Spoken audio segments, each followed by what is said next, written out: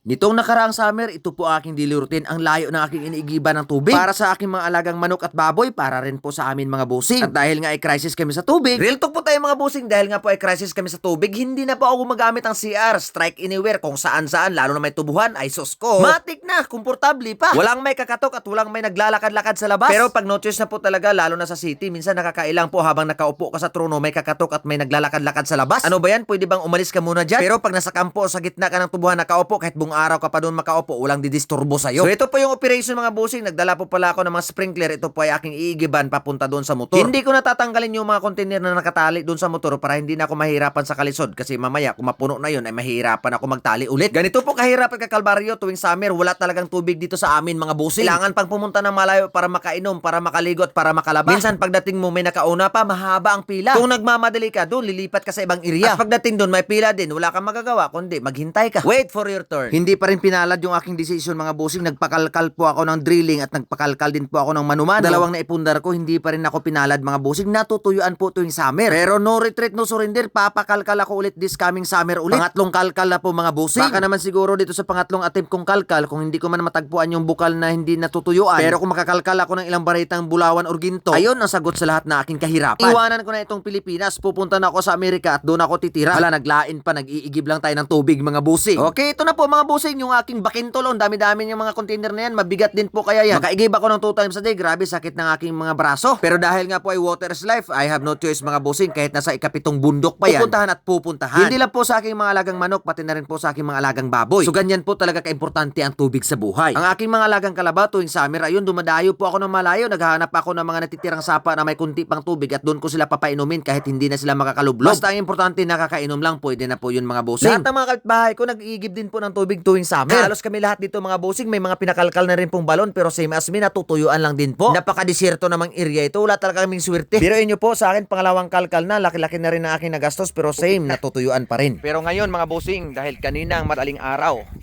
grabe ang lakas ng ulan, titingnan ko ngayon ang aking pinakalkal dito na balon mano-mano, kung may tubig na po ba. Tingnan natin, be. Uy, ito na. Halaka. Ayan ang tubig. At ito po yung apawan, oh. Ayan na po mga busing. Medyo ano pa, blurred, malabo pa. Hindi pa siya umapaw. Kulang pa yung ulan. Pero kahit papaano, yun pala ka.